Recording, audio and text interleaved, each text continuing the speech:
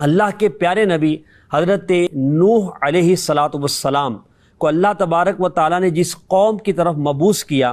ان میں آپ نے 950 سال تبلیغ فرمائی، واعظ و نصیحت کی، مگر اس قوم نے آپ کے پیغام حق کو نہ سنا سوائے چند لوگوں کے۔ آپ ان کو تبلیغ فرماتے رہے، اللہ پاک کی طرف بلاتے رہے، دین حق کی طرف بلاتے رہے، مگر وہ سرکشی کرتے رہے اور سیدنا نوح علیہ السلام کو بہت زیادہ تکلیفیں پہنچاتے، اذیتیں پہنچاتے۔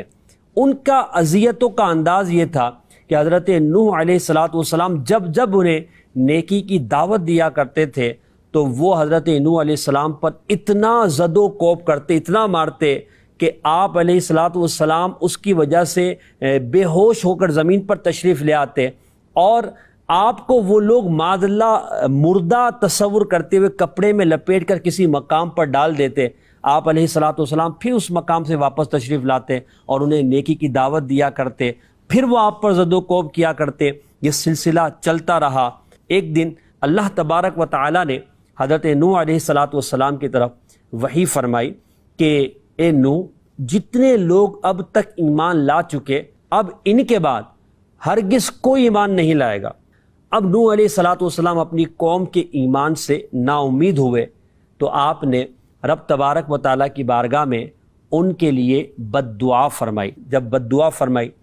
تو رب تبارک و تعالیٰ کی طرف سے حکم نازل ہوا کہ آپ ایک کشتی بنائیں۔ جب نوح علیہ السلام کشتی بنا کر فارغ ہو گئے تو اب نشانی جو بیان کی گئی تھی کہ طوفان کیسے آئے گا، طوفان کی ابتدا کیسے ہوگی، تو یہ بیان کیا گیا کہ اس تنور سے پانی ابلے گا۔ چنانچہ ایک دن صبح کے وقت اس پتھر کے تنور سے پانی ابلنا شروع ہو گیا تو آپ نے کشتی میں جانوروں اور انسانوں کو سوار کرنا شروع کر دیا۔ جب یہ سارے سوار ہو گئے پھر زوردار بارش شروع ہوئی اور 40 دن تک یہ بارش برستی رہی، اور پھر مزید کیا ہوا کہ زمین کے مختلف مقامات سے پانی کے چشمے پھوٹنے لگے اور ہر طرف پانی ابلنے لگا۔ آسمان سے بارش تھی، تنور سے پانی نکل رہا تھا، زمین سے پانی نکل رہا تھا، اور یہ پانی بڑھتا گیا،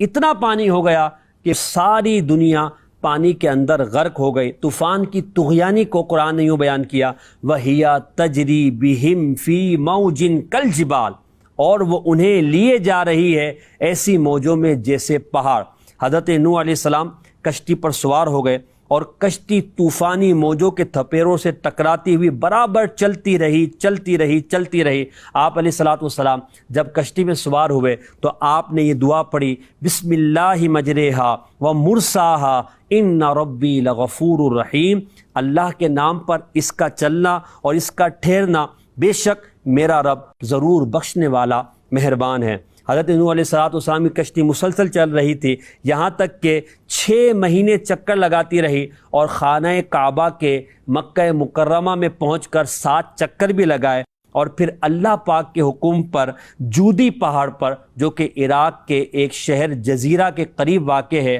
وہاں جا کر یہ کشتی ٹھہر گئی۔ روایت میں یہ بھی ہے کہ یہ کشتی وہاں کیوں ٹھہری؟ رب تبارک و تعالیٰ نے